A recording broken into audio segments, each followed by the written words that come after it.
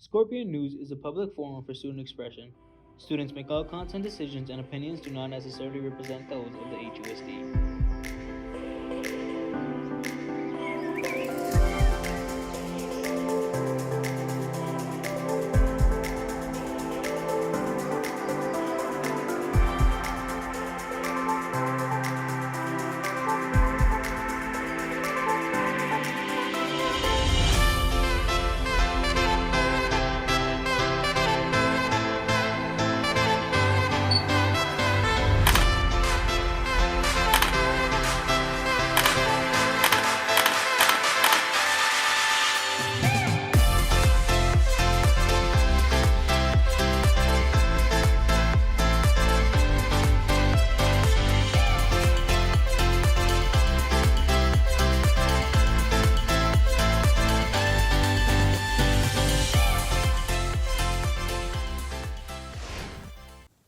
Welcome back, Scorpions, to another episode of Asperia Broadcasting.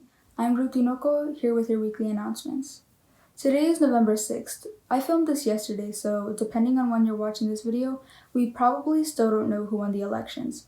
A lot of people feel anxious, scared, and a whole bunch of other different emotions right now. It seems like the world's attention is just on this news and endless social media scrolling.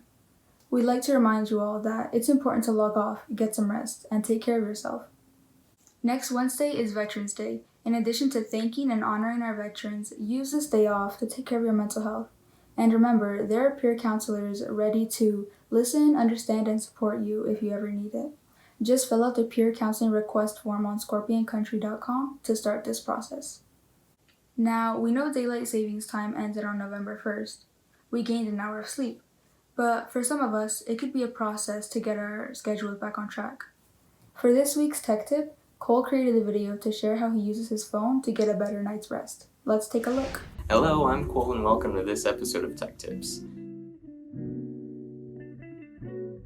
So I know during distance learning, a lot of people are staying up later than they normally would and they're not getting as much sleep as normal. But for teens, it's recommended we're getting in between 8 and 9 hours of sleep every night. But luckily, if you use Apple and you've recently updated your phone to iOS 14, there's a new solution to help us with our sleeping schedules. If you updated your phone, you might have noticed a new feature for the bedtime. Now, we're going to be using that today to help us fix our schedules. To begin your new sleep schedule, go to the Health app on your iPhone. Next, hit Browse and scroll down until you find Sleep. Here, you'll see graphs for the amount of time you sleep, and if you scroll down a bit, you'll get heart rate. But what we want to do is add our first schedule. So click Full Schedule in Options and set your first schedule. Next, you want to select the days. So personally, I wake up later on Wednesdays, Sundays, and Saturdays, so I'll unselect those.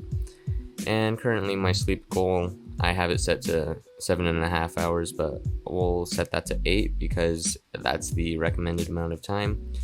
So what you want to do is you want to drag the slider with the bell until you get the wake up time you want to reach. So I wake up around 7:30ish. And then with the bedtime, you can drag that to wherever you want. I'm going to drag it to about here because that meets my sleep goal. And there's the wake up alarm. You can edit that. I'm going to turn off snooze. And yeah, so you add that, and then for those other days, you can add schedule for other days, and it'll automatically fill that in. So for those days, I wake up more around 8:30ish, so I'll set that for myself, and I'm okay with sleeping a little less on those days so I can stay up later. And then you click add with that, we'll turn on snooze for those days, and that's how you add your new sleep schedule. Now if you scroll down, here's where you can edit your sleep goal. And there's also this thing called the wind down time. And basically what it'll do is 15 minutes or however long you set it for before you go to bed, it'll turn off it'll turn on Do Not Disturb, and it'll make the lock screen a little bit easier to access some of the more important apps, depending on what you set that to do. So I recommend setting your wind down around 15 minutes before you go to bed, just so just so you can get your mind off your phone. And here's where you can add your shortcuts to your lock screen. You would click add a shortcut and all these pop up, except I don't personally do that, so you guys can mess with that on your own. This new bedtime feature is definitely going to help a lot of people out, and it'll help you feel more refreshed and ready for the next day of school.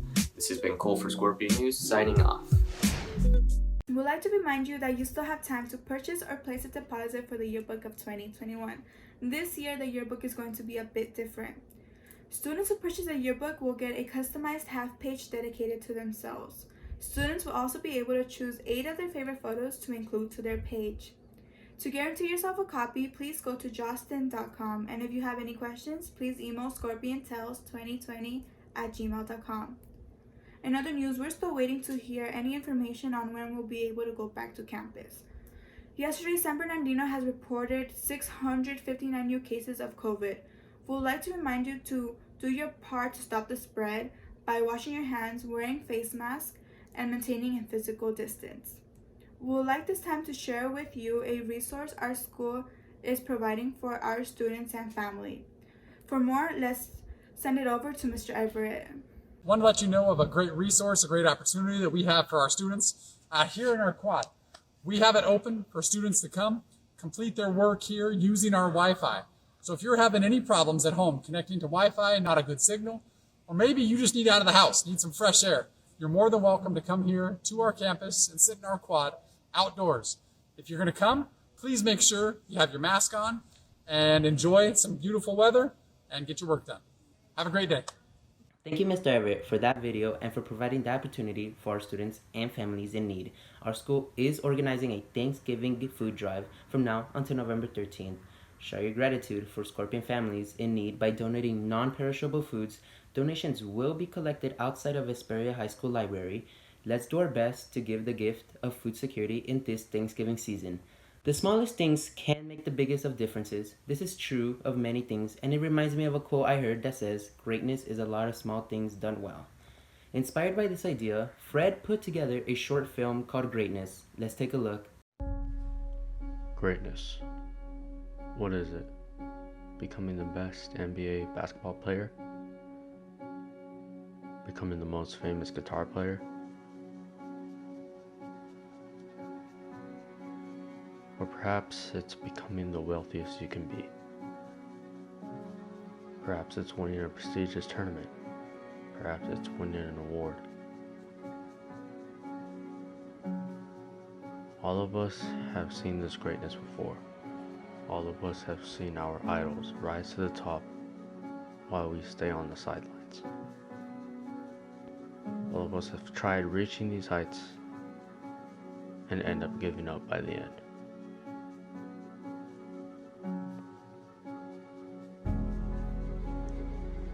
Greatness isn't something we are born with. Greatness is a craft, an ongoing process, achieved through someone's will, determination, and hard work. But how does someone know they are going into the direction of greatness? How does someone know they are taking the right steps towards greatness? It all boils down to what you desire in life. Money, status, or perhaps it's something beyond that. What you got down is something you truly want. Make that the driving force. When the times get tough, that desire will remain.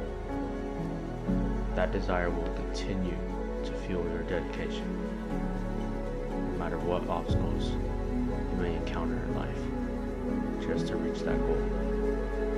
That desire will remain true, so long as you stay true to it. That right there is the right direction to greatness.